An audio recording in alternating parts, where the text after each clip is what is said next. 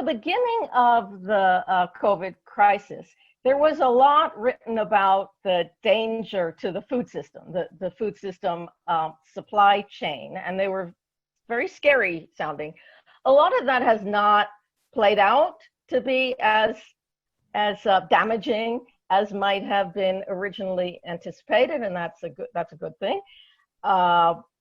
Where we have seen issues, this is in the US and even internationally, where we have seen these disruptions in the food supply chain have been in places where there's been concentration. For example, the meat packing industry. There are very few meat packing industries, locations in the US, less than 10.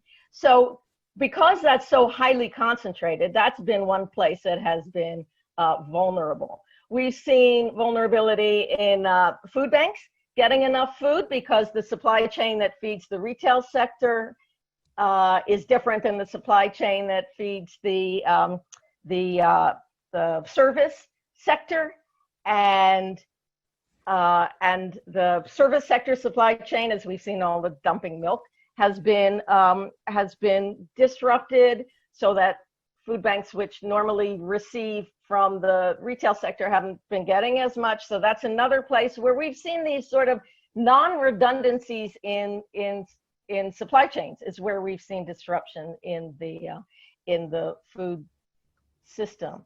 So I agree that with what has already been said, with keeping the barriers low, the export and import restrictions really crucial to the international food supply chain, particularly for those low-income food importing countries, which depend so heavily on imports.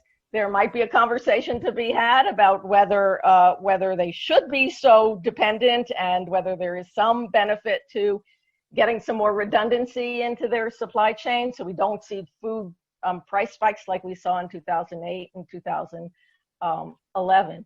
So the disruptions to the food supply have been, I think, where we've seen those concentrated, non-redundant food supply chains.